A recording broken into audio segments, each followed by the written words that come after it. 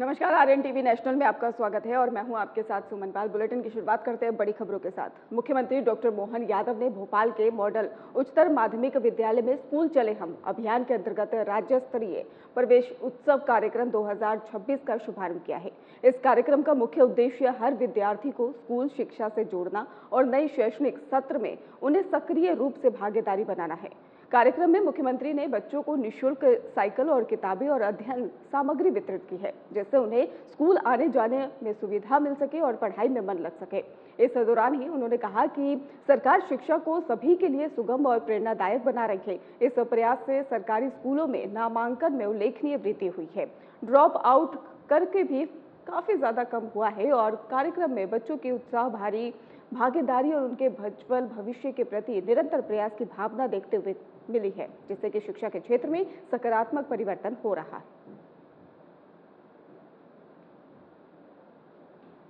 अद्भुत है। आज पूरे प्रदेश के अंदर एक साथ स्कूल चलो अभियान का शुभारंभ और ये गतिविधि 1 से लेकर 4 तारीख तक चलने वाली, और कितना अच्छा लग रहा है। बच्चों को जिनका घर दूर है उनको अपने आने के जाने के लिए साइकिलें मिल रही, और लगातार 3-4 महीने तक 4 लाख बच्चों को साइकिलें मिलेगी। जोरदार ताली बजाओ जिनको साइकिल मिल रही है ऐसे बच्चों के लिए। ये बदलते दौर का समय है। माननीय मंत्री जी और हम में से कई लोग हैं, कभी साइकिल स्कूल में मिल जाए ये कांग्रेस के शासनकाल में कभी संभव नहीं था। आप भाग्यशाली हो, आपको किताबें मिल रही है, साइकिल मिल रही है, पहनने के लिए गणवेश के पैसे वो भी मिलने वाले हैं। कितने प्रकार से सरकार सोच रही है। जोरदार ताली बजाओ ये यशस्वी प्रधानमंत्री के नेतृत्व में, माननीय मोदी जी के नेतृत्व में देश बदल रहा है। हमारी सरकार भी कदम से कदम मिला करके अब उस तरह से चल रही है। एक और कारण से आपको मैं बधाई दे रहा हूं। वो कारण है आपके अपने मेहनत से विभाग ने शिक्षकों के साथ अभिभावकों का दिल जीत करके हमारे लिए ड्रॉप आउट जो बच्चे की स्कूल में जाने वाली की संख्या में अंतर था वो 0 कर दिया। जोरदार ताली बजाओ आपके सबके माध्यम से। ये ड्रॉप आउट 0 करना बहुत बड़ी बात थी। ऐसे में आज हम इस बात के लिए गर्व से कह सकते हैं नामांकन में 19.6% की वृद्धि ये छोटी मोटी बात नहीं। और ऐसे ही शासकीय विद्यालयों में तो 32.4 की परसेंटेज से आपने प्रगति की। जोरदार ताली बजाओ। ये सरकारी स्कूलों पे भरोसा बढ़ रहा है। सांदीपनि विद्यालय, भव्य दिव्य विद्यालय, 369 विद्यालय बने हैं और पीएम श्री स्कूल सब प्रकार के साधनों के साथ अब तो बहुत बड़े पैमाने पर पूरे प्रदेश के अंदर बच्चे सांदीपनि विद्यालय में आने के लिए प्राइवेट स्कूल भी छोड़ रहे हैं। जोरदार ताली बजाओ। पूरे देश के अंदर सबसे अच्छे स्कूल कहीं बने हैं तो मुझे गर्व है। आपको बधाई दे रहा हूं सांदीपनि विद्यालय के लिए, आपके विद्यालयों के माध्यम से। इतना भव्य दिव्य विद्यालय जिसमें सब प्रकार के खेलने के मैदान, सब प्रकार की लाइब्रेरी, अलग अलग प्रकार के सारे बच्चों के विकास के लिए सर्वांगीण विकास की सारी संभावना उसके अंदर जोड़ी है। मैं आज के इस अवसर पर यह भी बताना चाह रहा हूं, शिक्षा नीति 2020 के अंतर्गत 49 नई हिंदी किताबें स्थानीय भाषाओं में 69 जनजाति क्षेत्रों के अंदर वितरित की जा रही है। इतना ही नहीं, आपके बीच में से आज 10 संभाग के 55 जिले और 50,000 से अधिक गांवों के अंदर हर स्कूल में एक एक बच्चा स्कूल में आने के लिए चल पड़ा है। जोरदार ताली बजाए पूरे प्रदेश के अंदर। और सच में प्रवेश उत्सव आपने primary, middle, high school, higher secondary हर एक स्थान पर प्रेरित किया है, जिसके कारण से कोई भी बच्चा स्कूल जाने से बचना नहीं चाहिए। आज आपने एक और अच्छा प्रयोग किया है। एक बच्चे का एक्सीडेंट हो गया, वो स्कूल में आने का उसका मन खत्म हो गया था, लेकिन उसके माता पिता के प्रोत्साहन के बाद आप उसको वापस स्कूल में लाए। जोरदार ताली बजाओ। हर बच्चा स्कूल में आना चाहिए, पढ़े लिखे आगे बढ़े, भविष्य में अपने सपनों के पंख लेकर जहां तक जाना चाहे जाए। ऐसे में कोई शिक्षक, कोई पड़ोसी, कोई माता पिता, हर एक कोई अपना संकल्प लेकर के अड़ोस पड़ोस के बच्चों को लेकर भी आगे बढ़ रहा है। मैं आपके बीच में अपने उस तरह की कुछ बातें जरूर बताना चाहूंगा जो मुझे जानकारी आई है। आज ड्रॉप आउट तो अच्छा, कुल मिलाकर के बड़े पैमाने पर स्कूल के प्रति लोगों का आकर्षण बढ़ा है। ऐसे में इनकी संख्या भी बहुत बड़ी है।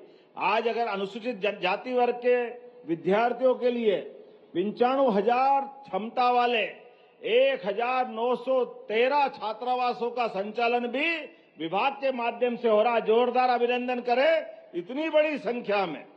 और अनुसूचित जाति कार्य विभाग के 25,439 विद्यालयों में 20 लाख विद्यार्थी पढ़ रहे हैं। 20 लाख।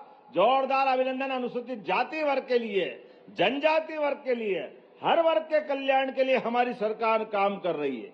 ऐसे में कक्षा 1 में, 6 में और 9 में भी एडमिशन की प्रक्रिया आसान की है। आज 2025-26 में नामांकन 19.6% और शासकीय स्कूलों में 32.4% तक हुआ है। मैं बधाई देना चाहता हूं। 2024-25 में 89,710 और 25-26 में 94,306 विद्यार्थियों को लैपटॉप बांटे गए। जोरदार ताली बजाओ। ये हमारी सरकार की प्रतिबद्धता है। लगभग 1-1 लाख विद्यार्थियों को जो पढ़े लिखे उनको लैपटॉप भी मिल रहा है। 75% से ऊपर वाले विद्यार्थियों को ये बहुत अद्भुत योजना है। उसी के साथ साथ बजट में इस साल फिर हमने 250 करोड़ रुपए रखे और स्कूटी के लिए जो बच्चे स्कूल में टॉप करेंगे उनको स्कूटी मिल रही है। जोरदार ताली बजाओ। अभी अपने ऐसे भविष्य की उड़ान के लिए मैं एक बच्चे से पूछ रहा था कि ये तेरी साइकिल कौन चलाएगा, तो उसने कहा मैं और मेरे परिवार के बच्चे, बाकी भाई बहन चलाएंगे। तो हमने कहा यार तेरे भाई बहन ने तेरे को चलाने दी क्या? बोले एक को गए बार मिली थी तो उसने मेरे को चलाने दी है, इसलिए मैं भी उसको साइकिल चलाने के लिए दूंगा। ये हमारे भाई बहन का प्रेम भी बढ़ रहा सच में। और एक बच्चे ने कहा कि मेरे भाई को तो गए बार स्कूटी मिली थी, एक भाई को स्कूल में साइकिल मिली और अब फिर मेरे को साइकिल मिली, तो हमारे यहाँ 2 साइकिल और 1 स्कूटी हो गई। कितना अच्छा लगता सुन के। जोरदार ताली बजाओ। ये है सरकार और सरकार के काम करने के तरीके। आवागमन की दूरी के लिए ये सरलता होना ही चाहिए। ऐसे में 55 लाख विद्यार्थियों को यूनिफॉर्म दिया जा चुका है। बहुत सारी बातें बोल सकता हूं, लेकिन सच में इस सत्र में जो नामांकन लक्ष्य रखा है ये बड़ा टारगेट है। 1,45,00,000 का टारगेट है। ऐसे में हम सब संकल्प करें। वैसे तो हमारी सरकार ने शिक्षकों के लिए भी और भर्ती के लिए और भर्ती के अलावा अतिथि शिक्षक के माध्यम से भी समय पे बच्चे पढ़ने के लिए क्लास में अनुकूलता पाए, इसलिए लगभग 76,325 शिक्षकों की भी हमने नियुक्तियां दे दी है।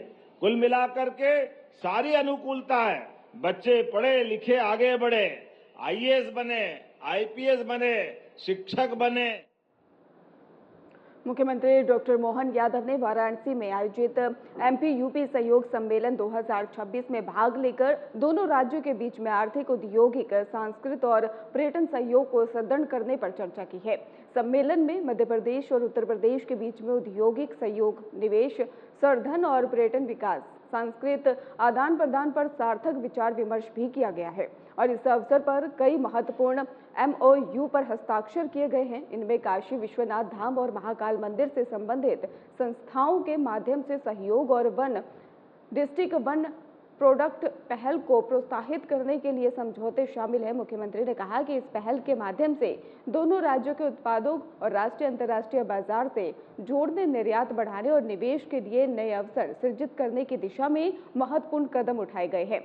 सम्मेलन के समापन के बाद से डॉक्टर मोहन यादव ने वाराणसी में आयोजित पत्रकार वार्ता में योजनाओं और विकास परियोजनाओं की रूपरेखा साझा की है। उन्होंने उद्योग, व्यापार और पर्यटन के क्षेत्र में नए अवसरों पर प्रकाश डाला है। पत्रकारों के सवालों का उत्तर देते हुए आगामी परियोजनाओं की जानकारी दी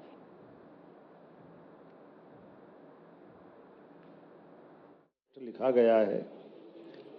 इसी के साथ साथ हमने अपने राज्य के अंदर जो उत्तर प्रदेश की विशेषता है, ओडीओपी, जीआई टैग उत्पादों का, निर्यात योग्य उत्पादों का, पारंपरिक शिल्प और क्षेत्रीय विशेषताओं के साथ राष्ट्रीय और अंतर्राष्ट्रीय स्तर पर यूपी और मध्य प्रदेश मिलकर के ब्रांडिंग, विपणन, निर्यात में परस्पर दोनों राज्यों के उत्पादों को प्रोत्साहन देने के लिए हमारा ये आयोजन औद्योगिक सहयोग, निवेश संवर्धन और सांस्कृतिक आदान प्रदान के साथ पर्यटन के विकास की नई इबारत लिखने का है।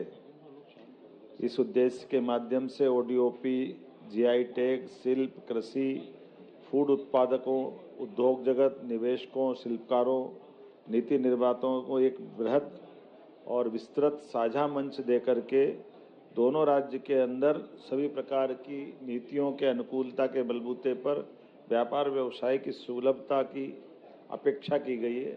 मुझे इस बात की प्रसन्नता है, लगभग 400 प्रतिभागियों के माध्यम से हमारे विभिन्न दोनों राज्यों के उद्योगपति, विभिन्न औद्योगिक संगठन के प्रतिनिधि, सूक्ष्म, लघु, मध्यम, एमएसएमई से जुड़े हुए अलग अलग उद्योगों के प्रतिनिधि और ओडीओपी कारीगर और उत्तर प्रदेश सरकार के और मध्य प्रदेश सरकार के अधिकारीगण सम्मिलित रूप से विशिष्ट नागरिकों के साथ इस पूरे आयोजन में शामिल हुए हैं।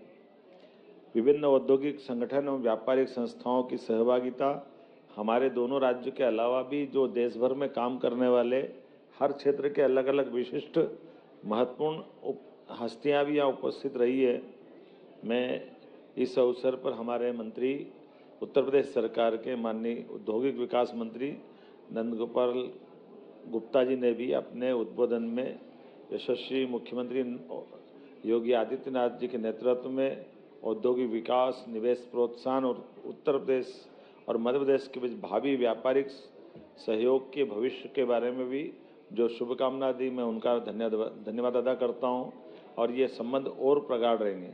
ऐसे ही सम आदरणीय एमएसएमई मंत्री माननीय राकेश चांद जी द्वारा भी माननीय योगी आदित्यनाथ जी, मुख्यमंत्री उत्तर प्रदेश सरकार के नेतृत्व में जिस प्रकार से सूक्ष्म, लघु, मध्यम उद्योगों ने उत्तर प्रदेश सरकार के माध्यम से एक विशेष पहचान बनाई, वो समान रूप से मध्य प्रदेश सरकार के साथ भी इसी प्रकार से आगे बढ़ने के आपने विचार व्यक्त किए। मैं आपका भी आभार मानता हूँ। खास करके मध्य प्रदेश शासन के भी हमारे सभी अधिकारियों के साथ औद्योगिक नीति और निवेश प्रोत्साहन विभाग, एमएसएमई विभाग, इनके सभी अधिकारियों के साथ हमने भी हमारी अपनी संभावनाओं पर भविष्य में एक लंबी छलांग लगाने का संकल्प लिया है। इस सम्मेलन में मुख्य रूप से हमारा आकर्षण उत्तर प्रदेश और मध्य प्रदेश के बीच 2 एमओयू करने पे भी रहा है। पहला एमओयू मेरी मौजूदगी में महाकाल और बाबा विश्वनाथ के विशिष्ट क्षेत्र विकास प्राधिकरण के माध्यम से यहाँ की सभी प्रकार की धार्मिक, सुगम दर्शन, सुव्यवस्थित व्यवस्था और माननीय प्रधानमंत्री के माध्यम से जब काशी विश्वनाथ का ये जो कॉरिडोर बना है, इसके बाद पर्यटकों की संख्या, बढ़ती हुई संख्या और भविष्य में व्यापार व्यवसाय, धार्मिक पर्यटन के आधार पर यहाँ जो लाभ मिला, वैसे ही बाबा महाकाल के महालोक के बाद माननीय प्रधानमंत्री जी के लोकार्पण के साथ स्मार्ट सिटी योजना के माध्यम से 800 करोड़ का उज्जैन में भी जो लाभ मिला है, हमारी इकोनॉमी बदली है दोनों क्षेत्रों की, यहाँ भी बदलाव आया, वहाँ भी आया। बड़े पैमाने पे धार्मिक पर्यटन के संख्या के साथ बाकी संभावनाओं पे भी बहुत अच्छा काम हुआ है। ऐसे में हमने अपने दोनों मंदिरों की प्रबंधन की व्यवस्थाओं में साझा चर्चा करते हुए, जैसे बीते कुंभ में दर्शनार्थियों की व्यवस्थाओं के साथ यहाँ बाकी व्यवस्था भी किस प्रकार से रखी जा रही है उसी प्रकार से बाबा महाकाल के दर्शन में सामान्य दर्शन के साथ साथ विशेष अवसर पर आने वाली बड़ी भीड़ के प्रबंधन में भी बनारस के अनुभव साझा करते हुए अधिकारियों को भविष्य में और अच्छे से टेम्पल व्यवस्था को जोड़ करके धार्मिक पर्यटन को बढ़ावा देने के लिए कैसे कर सकते हैं उस पर विचार करने के लिए MOU किया गया।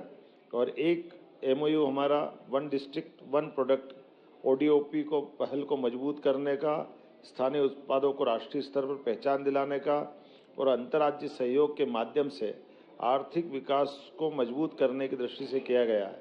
दोनों राज्यों के ODOP उत्पादों का आदान प्रदान किया गया। स्थानीय उत्पादों को राष्ट्रीय और अंतर्राष्ट्रीय बाजार में उनकी पहचान दिलाने का, भविष्य में मार्केट उपलब्ध कराने का एक बड़ा निर्णय हुआ है। विशेष प्रदर्शनी भी इस अवसर पर दोनों राज्यों के अलग अलग प्रकार के ODOP उत्पादों और GI टैग, हस्तशिल्प, पारंपरिक वस्त्रों, निवेश संभावनाओं, औद्योगिक क्षमता, पर्यटन स्थलों पर भी इस पर एक प्रदर्शनी का आयोजन किया गया था, जिसमें मध्य प्रदेश के 14 और उत्तर प्रदेश के 7 प्रदर्शकों द्वारा भाग लिया गया और अपने अपने जिलों के वन डिस्ट्रिक्ट वन प्रोडक्ट का उत्पादों का प्रदर्शन भी किया गया। दोनों राज्य के प्रदर्शकों द्वारा हस्तशिल्प, वस्त्र, खाद्य उत्पाद, GI टैग उत्पाद और अन्य स्थानीय विशिष्ट उत्पादों का भी प्रदर्शन के स्टॉल लगाए गए थे।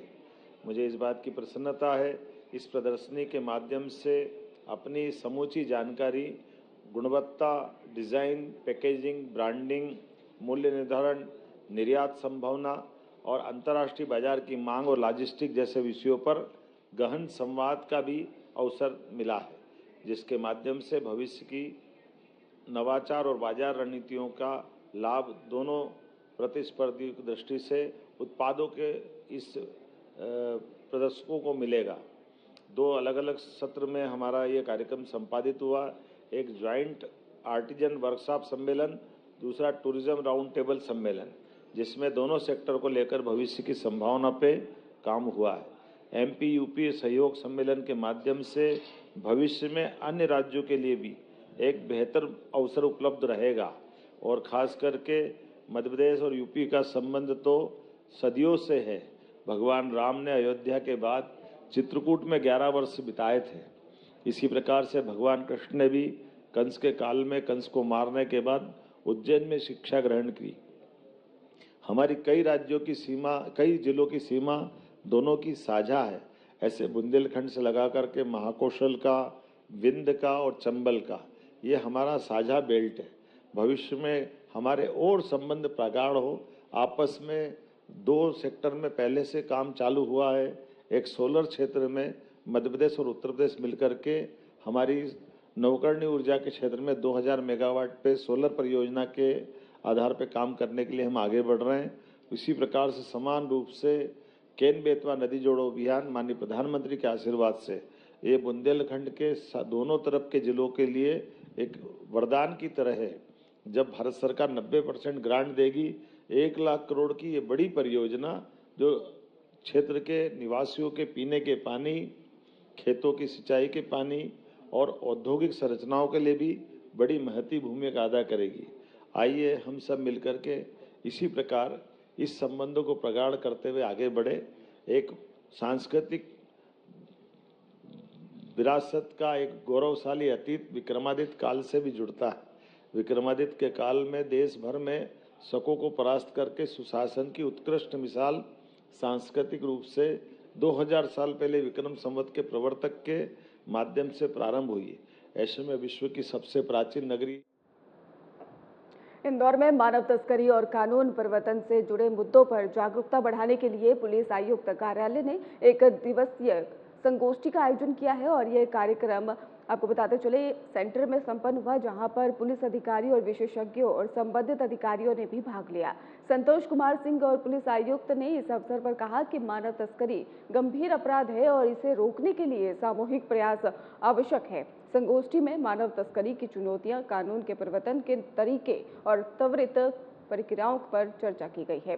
प्रतिभागियों ने कानून के प्रभावी कार्यान्वयन, जांच प्रक्रियाओं और पीड़ितों की सुरक्षा के महत्व पर जोर दिया है और इस प्रकार का आयोजन न केवल जागरूकता बढ़ाता है बल्कि समाज में कानून के प्रति विश्वास और सुरक्षा की भावना को भी मजबूत करता है।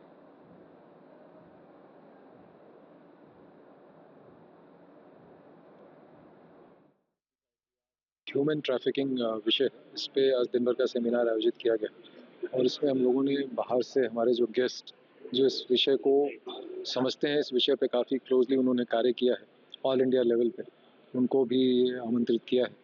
जो हमारे एक्स IPS ऑफिसर हैं डॉक्टर PM नायर साहब हैं।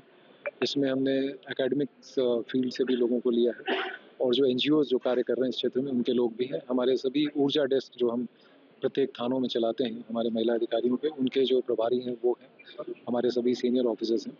इस पूरे विषय को समझते हुए और इसमें जो डिफरेंट इसके एस्पेक्ट्स हैं और कहाँ से इस क्राइम की उत्पत्ति होती है और कैसे जो रेगुलर अपराध होते हैं, कई बार जो हमारी बच्चियां गायब हो जाती हैं, फिर हम उनको रिकवर करते हैं, उसमें हम केस रजिस्टर करके फिर उसमें आगे की जो कार्रवाई करते हैं, तो कैसे उसमें इस एंगल को समझना है, किस प्रकार से ह्यूमन ट्रैफिकिंग एस्पेक्ट कैसे काम करता है, कौन ये क्रिमिनल्स हैं, ऑर्गेनाइज गैंग्स इसमें कैसे कार्य करते हैं और ये आजकल नेट पे जो कैसे ये जा रहा है, डार्क नेट वगैरह का भी इसमें यूज़ कैसे हो रहा है, इन सारे विषयों को ध्यान में रखते हुए सेमिनार आयोजित किया गया। और मुझे पूरा विश्वास है कि दिन भर के इस सेशन के बाद हमारे ऑफिसर्स जो इसमें बड़ी मेहनत से बड़े सही तरीके से अपनी कार्रवाइयाँ करते हैं, इस विषय के सारे एस्पेक्ट्स को समझने के बाद और बेहतर तरीके से फील्ड पे अपनी कार्रवाई कर पाएंगे। उज्जैन में चैत्र पूर्णिमा 2026 के अवसर पर महाकालेश्वर मंदिर में विशेष भस्म आरती आयोजन हुआ। आरती में बड़ी संख्या में भक्त शामिल हुए और भगवान महाकाल की पूजा अर्चना करते दिखाई दिए और आशीर्वाद प्राप्त किया। इस दौरान ही मंदिर परिसर को सुंदर सजावट और दीपों से सजाया गया था, जिससे कि माहौल भक्तिपूर्ण और शांतिपूर्ण बन गया। भस्म आरती का आयोजन विशेष रूप से धार्मिक और संस्कृत महत्व रखता है, क्योंकि ये महाकाल की शक्ति और कृपा का प्रतीक माना जाता है। श्रद्धालु अपनी मनोकामनाओं की पूर्ति के लिए भस्म का आशीर्वाद यहाँ पर ग्रहण करते नजर आते हैं और इस अवसर पर ही मंदिर में आयोजित कार्यक्रमों ने लोगों में आस्था और धार्मिक उत्साह को बढ़ाया, साथ ही उज्जैन की संस्कृति और धार्मिक परंपरा को भी दर्शाया।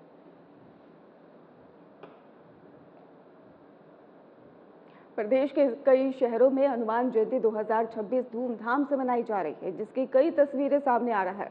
आपको बता दें, इसी चलते पांडुगाम जिले के हनुमान मंदिर जामसावली में मंगल आरती के लिए बड़ी संख्या में श्रद्धालु उपस्थित हुए और वहीं पर देवास के प्रसिद्ध हनुमान मंदिर में भी भव्य आरती का आयोजन किया गया, जिसमें कि भक्तों ने उत्साह और भक्ति भाव के साथ में हिस्सा लिया। ग्वालियर में भी मंशापूर्ण हनुमान मंदिर में सुबह की आरती के दौरान ही दर्शन और पूजा अर्चना के लिए मंदिर में भारी भीड़ उमड़ी और इस अवसर पर लोग अपने परिवार के साथ में मंदिर पहुंचकर हनुमान जी की पूजा करते हुए स्वास्थ्य सुख समृद्धि की कामना कर रहे हैं। और राज्य के कई मंदिरों में इस अवसर पर ही विशेष सजावट और धार्मिक कार्यक्रम आयोजित किए गए हैं, जिससे कि श्रद्धालुओं का उत्साह और आस्था और भी ज्यादा बढ़ गई है। ये पर्व भक्ति और संस्कृति समरसता का प्रतीक बन गया है।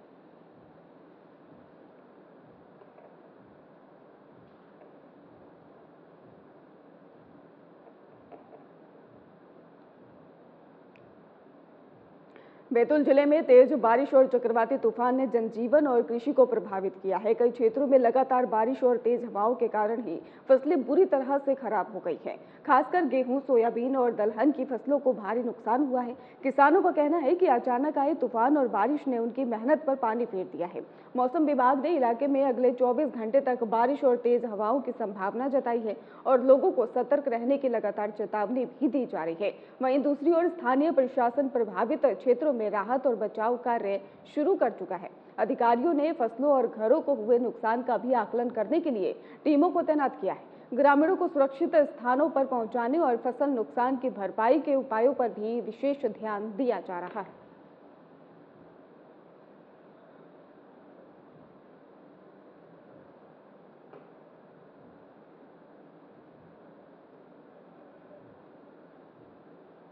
फिलहाल खास बुलेटिन में बस इतना ही। आप देखते रहिए RN TV नेशनल।